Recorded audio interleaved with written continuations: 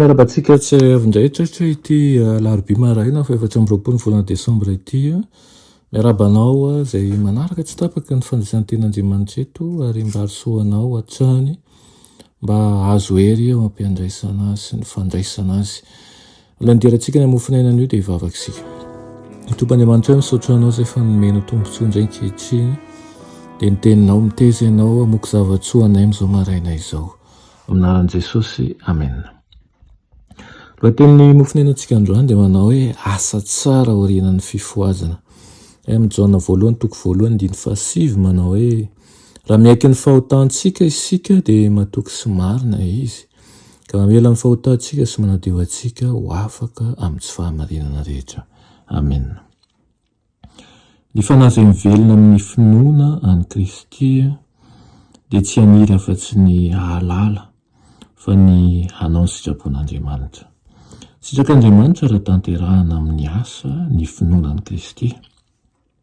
Ampifandraisina amin'ireny asa ireny ny famonjena sy ny fiainana mandrakizay n'ireo izay mino ary amin'ny alalan'ireny no hanomezan'ny fahazavan'ny fahamarinana izay parika any amin'ny firenena sy ny olona rehetra. Izany no vokatry ny fiasan'ny fanan'Andriamanitra. Mambabony fo ny fahamarinana izay tsy fahatairantairana fotsiny izany fa tena fiverenana marina amin'ny tompo ary ny sitrapo ratsy ny taranak'olombelona dia hoentina ilefitra amin'ny sitrapon'Andriamanitra. Ny fandrombanany ampahafolon'Andriamanitra sy ny fanatiny dia fandikanany baiko mazava izay nomeny Jehova. Mahatonga loza amin'izay mihazona azy izany satria manakana ny fitahian'Andriamanitra tsy hirotsaka aminy. Fitahiana izay nampanantenaina homena an'ireo manana fahitsiana sy matoky aminy. Rehefa tsy vitan'ny Satana ny mangeja ny fanan'ny olona ao amin'ny vongan-dranomanjy hamafisam-po dia izany indray ny hanosika azy ireo ao amin'ny afon'ny fandraisana ny tendrony. Rehefa makeo anivon'ny vahoaka ny fanan'Andriamanitra dia manararoatra miasa koa ny fahavaloka manao izay hanimbana ny asan'Andriamanitra amin'ny alalan'ny toetra manokana izay feno tsy fahamasinana. Hita amin'ireo olona samihafa mihitsy ny ifandraisana amin'izany asa izany.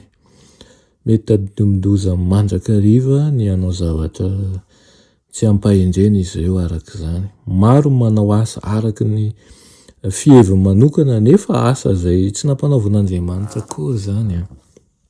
Ny fo izay manaiky hiasan'ny fanan'Andriamanitra dia hifandindra amin'ny sitrapony. Naseho ahy ihany koa izy fa rehefa miasa amin'ny alalan'ny fanahy masina ny tompo dia tsy misy asa ataony ka mampihetry ny vahoakan'Andriamanitra eo mason'izao tontolo izao. Fa manandratra azy ireo aza.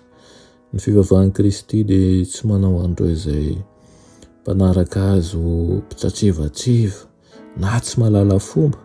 Manaiky ampianarany ireo izay milefitra amin'ny fahasoavana ary vonona mandrakariva ny hianatra amin'i Jesosy sy fanoro-hevitra aminy.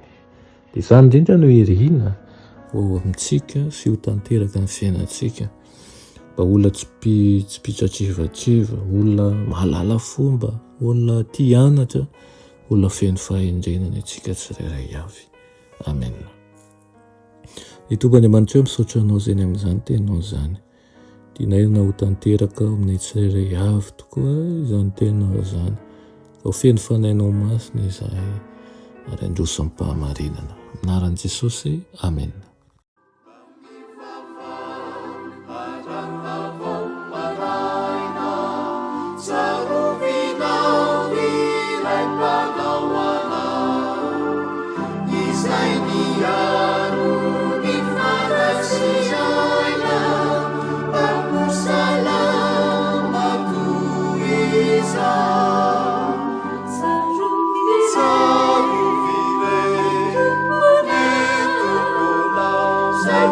Yeah.